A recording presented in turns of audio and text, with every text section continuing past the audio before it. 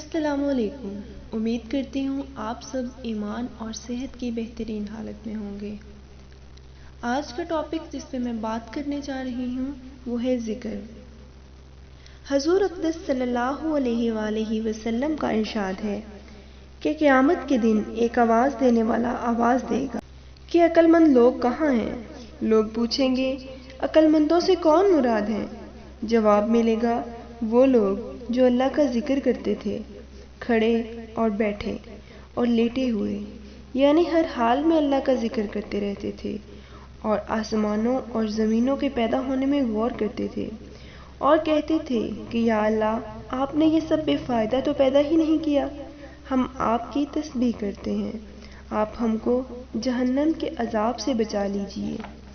اس کے بعد ان لوگوں کے لیے ایک جھنڈا بنایا جائے گا جس کے پیچھے یہ سب جائیں گے اور ان سے کہا جائے گا کہ ہمیشہ کے لیے جنت میں داخل ہو جاؤ۔ آسمانوں اور زمینوں کے پیدا ہونے میں غور کرتے ہیں، یعنی اللہ کی قدرت کے مظاہر اور اس کی حکمتوں کے عجائب سوچتے ہیں، جس سے اللہ تعالیٰ کی معرفت میں قوت پیدا ہوتی ہے۔ آج میں آپ کو ذکر کے کچھ فوائد بتاؤں گی۔ ویسے تو ذکر کے بے شمار فوائد ہیں، لیکن میں چند کا ذکر کیے دیتی ہوں۔ ذکر شیطان کو دفع کرتا ہے اور اس کی قوت کو توڑتا ہے۔ ذکر اللہ تعالیٰ کی خوشنودی کا سبب بنتا ہے۔ ذکر دل سے فکر اور غم کو دور کر دیتا ہے، دل میں فرح، سرور اور انبساط پیدا کرتا ہے، بدن کو اور دل کو قوت بخشتا ہے، چہرے اور دل کو منور کرتا ہے، رزق کو کھینچتا ہے۔ ذکر کرنے والے کی ہیبت اور حلاوت کا لباس پہناتا ہے، یعنی اس کے دیکھنے سے روب پڑتا ہے اور دیکھنے والوں کو حلاوت نصیب ہوتی ہے۔ اللہ تعالیٰ شانہ کی محبت پیدا کرتا ہے، اور محبت ہی اسلام کی روح اور دین کا مرکز ہے اور سعادت اور نجات کا مدار ہے۔ جو شخص یہ چاہتا ہے کہ اللہ کی محبت تک اس کی رسائی ہو، اس کو چاہیے کہ اس کے ذکر کی کثرت کرے، جیسا کہ پڑھنا اور تکرار کرنا علم کا دروازہ ہے، اسی طرح اللہ کا ذکر اور اس کی محبت کا دروازہ ہے۔ ذکر سے مراقبہ نصیب ہوتا ہے جو مرتبہ احسان تک پہنچا دیتا ہے۔ یہی مرتبہ ہے جس میں اللہ تعالیٰ کی عبادت ایسی نصیب ہوتی ہے گویا اللہ تعالیٰ کو دیکھ رہا ہے۔ ذکر اللہ تعالیٰ کی طرف رجوع پیدا کرتا ہے، جس سے رفتہ رفتہ یہ نوبت آ جاتی ہے کہ ہر چیز میں اللہ تعالیٰ اس کی جائے پناہ اور مادی و ملجا بن جاتے ہیں اور ہر مصیبت میں اسی کی طرف توجہ ہو جاتی ہے۔ ذکر اللہ کا قرب پیدا کرتا ہے، اور جتنا ذکر میں اضافہ ہوتا ہے اتنا ہی قرب میں اضافہ ہوتا ہے، اور جتنی ذکر سے غفلت ہوتی ہے اتنی ہی اللہ سے دوری ہوتی ہے۔ ذکر اللہ کی معرفت کا دروازہ کھول دیتا ہے، اللہ تعالیٰ کی ہیبت اور اس کی بڑائی دل میں پیدا کرتا ہے اور اللہ کے ساتھ حضوری پیدا کرتا ہے۔ اللہ تعالیٰ کی بارگاہ میں ذکر کا سبب ہے، چنانچہ کلام پاک میں ارشاد ہے اور حدیث میں وارد ہے، اگر ذکر میں اس کے سوا اور کوئی بھی فضیلت نہ ہوتی تب بھی شرافت اور کرامت کے اعتبار سے یہی ایک فضیلت کافی تھی۔ بے شک اس میں بہت سی فضیلتیں ہیں۔ ذکر دل کو زندہ کرتا ہے۔ اللہ تعالیٰ کا ذکر دل کے لیے ایسا ہے جیسا مچھلی کے لیے پانی۔ خود غور کر لو کہ بغیر پانی کے مچھلی کا کیا حال ہوتا ہے۔ ذکر دل اور روح کی روزی ہے۔ اگر ان دونوں کو اپنی روزی نہ ملے تو ایسا ہے جیسے بدن کو اس کی روزی نہ ملے۔ دل کو زنگ سے صاف کرتا ہے، جیسا کہ حدیث میں بھی وارد ہوا ہے، ہر چیز پر اس کے مناسب زنگ اور میل کچیل ہوتا ہے۔ دل کا میل اور زنگ خواہشات اور غفلت ہیں، یہ اس کے لیے صفائی کا کام دیتا ہے، لغزشوں اور خطاؤں کو دور کرتا ہے، بندے کو اللہ سے جو وحشت ہو جاتی ہے اس کو دور کرتا ہے، کہ غافل کے دل پر اللہ کی طرف سے ایک وحشت ہمیشہ رہتی ہے جو ذکر سے ہی دور ہوتی ہے۔ جو اذکار بندہ کرتا ہے وہ عرش کے چاروں طرف بندے کا ذکر کرتے رہتے ہیں، جیسا کہ حدیث میں بھی ہے۔ جو شخص راحت میں اللہ تعالیٰ کا ذکر کرتا ہے، اللہ مصیبت کے وقت اس کو یاد کرتا ہے۔ ذکر اللہ تعالیٰ کے عذاب سے نجات دلاتا ہے، رحمت کے اترنے کا سبب ہے، اور فرشتے ذکر کرنے والے کو گھیر لیتے ہیں۔ اس کی برکت سے زبان غیبت، چغل خوری، جھوٹ، بدگوئی سے محفوظ رہتی ہے۔ چنانچہ تجربے اور مشاہدے سے ثابت ہے کہ جس شخص کی زبان اللہ کے ذکر کی عادی ہو جاتی ہے وہ ان اشیاء سے عموماً محفوظ رہتا ہے، اور جس کی زبان عادی نہیں ہوتی ہر نوع کی لغویات میں مبتلا رہتا ہے۔ ذکر کی مجلسیں فرشتوں کی مجلسیں ہیں اور لغویات اور غفلت کی مجلسیں شیطان کی مجلسیں ہیں۔ اب آدمی کو اختیار ہے جس قسم کی مجلسوں کو چاہے پسند کر لے، اور ہر شخص اس کو پسند کرتا ہے جس سے مناسبت رکھتا ہے۔ ذکر کی وجہ سے ذکر کرنے والا بھی سعید ہوتا ہے، اور اس کے پاس بیٹھنے والا بھی۔ غفلت میں مبتلا ہونے والا خود بھی بدبخت ہوتا ہے اور اس کے پاس بیٹھنے والا بھی۔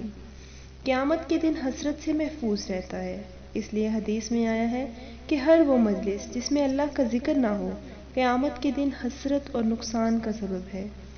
ذکر کے ساتھ اگر تنہائی کا رونا بھی نصیب ہو جائے تو قیامت کے دن کی تپش اور گرمی میں جبکہ ہر شخص میدان حشر میں بلبلا رہا ہوگا یہ عرش کے سائے میں ہوگا۔ ذکر میں مشغول رہنے والوں کو ان سب چیزوں سے زیادہ ملتا ہے جو دعائیں مانگنے والوں کو ملتی ہیں۔ حدیث میں اللہ تعالیٰ کا ارشاد نقل کیا گیا ہے کہ جس شخص کو میرے ذکر نے دعا سے روک دیا اس کو میں دعائیں مانگنے والوں سے افضل عطا کروں گا۔ ایک دفعہ پھر غور کرے کہ جس شخص کو میرے ذکر نے دعا سے روک دیا اس کو میں دعائیں مانگنے والوں سے افضل عطا کروں گا۔ باوجود سہل ترین عبادت ہونے کے تمام عبادتوں سے افضل ہے، اس لیے کہ زبان کو حرکت دینا بدن کی اور تمام اعضاء کو حرکت دینے سے سہل ہے۔ اللہ تعالیٰ کا ذکر جنت کے پودے ہیں۔ جس قدر بخششیں اور انعام کا وعدہ اس پر ہے اتنا کسی اور عمل پر نہیں ہے۔ چنانچہ ایک حدیث میں وارد ہے کہ جو شخص لا الہ الا اللہ وحدہ لا شریک لہ لہ الملک ولہ الحمد وہو علی کل شیء قدیر 100 مرتبہ کسی دن پڑھے تو اس کے لیے 10 غلام آزاد کرنے کا ثواب ہوتا ہے، اور 100 نیکیاں اس کے لیے لکھ دی جاتی ہیں، اور 100 برائیاں اسے معاف کر دی جاتی ہیں، اور شام تک شیطان سے محفوظ رہتا ہے، اور دوسرا کوئی شخص اس سے افضل نہیں ہوتا مگر وہ شخص جو اس سے زیادہ عمل کرے۔ اور اس سے بہت سی حدیث ہیں جن سے ذکر کا افضل اعمال ہونا معلوم ہوتا ہے، اور بہت سی ان میں سے مذکور ہیں۔ دعا میں ذکر کی بدولت اپنے نفس کو بھولنے سے امن نصیب ہوتا ہے جو سبب ہے دارین کی شقاوت کا، اس لیے کہ اللہ کی یاد کو بھلا دینا سبب ہوتا ہے خود اپنے نفس کے بھلا دینے کا۔ تم ان لوگوں کی طرح نہ بنو جنہوں نے اللہ سے بے پرواہی کی، بس اللہ نے ان کو اپنی جانوں سے بے پرواہ کر دیا، یعنی ان کی عقل ایسی ماری گئی کہ اپنے حقیقی نفع کو نہ سمجھا، اور جب آدمی اپنے نفس کو بھلا دیتا ہے تو اس کی مصالحے سے غافل ہو جاتا ہے اور یہ سبب ہلاکت کا بنتا ہے۔ ذکر آدمی کی ترقی کرتا رہتا ہے، بستر پر بھی، بازار میں بھی، صحت میں بھی، بیماری میں بھی، نعمتوں اور لذتوں کے ساتھ، اور کوئی ایسی چیز نہیں ہے جو ہر وقت ترقی کا سبب بنتی ہو، حتیٰ کہ جس کا دل نور ذکر سے منور ہو جاتا ہے وہ سوتا ہوا بھی غافل شب بیداروں سے بھر جاتا ہے۔ ذکر کا نور دنیا میں بھی ساتھ رہتا ہے اور قبر میں بھی ساتھ رہتا ہے، اور آخرت میں پل صراط پر آگے آگے چلتا ہے۔ اللہ تعالیٰ کا ارشاد ہے، ایسا شخص جو پہلے مردہ یعنی گمراہ تھا، پھر ہم نے اس کو زندہ یعنی مسلمان بنا دیا، اس کو ایسا نور دے دیا کہ وہ اس نور کو لیے ہوئے آدمیوں میں چلتا پھرتا ہے، یعنی وہ نور ہر وقت اس کے ساتھ رہتا ہے۔ کیا ایسا شخص بدحالی میں اس شخص کی طرح ہو سکتا ہے جو گمراہیوں کی تاریکیوں میں گرا ہوا ان سے نکلنے ہی نہیں پاتا؟ بس اول شخص مومن ہے جو اللہ تعالیٰ پر ایمان رکھتا ہے، اس کی محبت، اس کی معرفت اس کے ذکر سے منور ہے، اور دوسرا شخص ان چیزوں سے خالی ہے۔ حقیقت یہ ہے کہ نور نہایت بلشان چیز ہے اور اس میں پوری کامیابی ہے، اس لیے نبی اکرم صلی اللہ علیہ وآلہ وسلم اس کی طلب اور دعا میں مبالغہ فرمایا کرتے تھے اور اپنی ہر جز میں نور کو طلب فرماتے تھے۔ ذکر تصوف کا اصل اصول ہے اور تمام صوفیہ کے سب طریقوں میں رائج ہے۔ جس شخص کے لیے ذکر کا دروازہ کھل گیا اس کے لیے اللہ تعالیٰ تک پہنچنے کا دروازہ کھل گیا، اور جو اللہ تعالیٰ تک پہنچ گیا وہ جو چاہتا ہے پاتا ہے، کہ اللہ تعالیٰ کے پاس کسی چیز کی بھی کمی نہیں ہے۔ ذکر ایک درخت ہے جس پر معرفت کے پھول لگتے ہیں۔ صوفیہ کی اصطلاح میں احوال اور مقامات کے پھل لگتے ہیں، اور جتنی بھی ذکر کی کثرت ہوگی اتنی ہی اس درخت کی جڑ مضبوط ہوگی، اور جتنی جڑ مضبوط ہوگی اتنے ہی زیادہ پھل اس پر آئیں گے۔ ذکر اس پاک ذات کے قریب کر دیتا ہے۔ قرآن پاک میں ارشاد ہے، ذکر کرنے والے پر اللہ تعالیٰ کی رحمتیں اور برکتیں نازل ہوتی ہیں۔ ذکر اللہ کے ساتھ دوستی کی جڑ ہے۔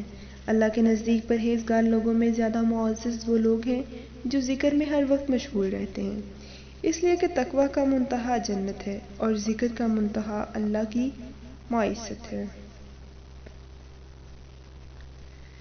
ذکر کرنے والوں کے چہرے پر دنیا میں رونق اور آخرت میں نور ہوگا۔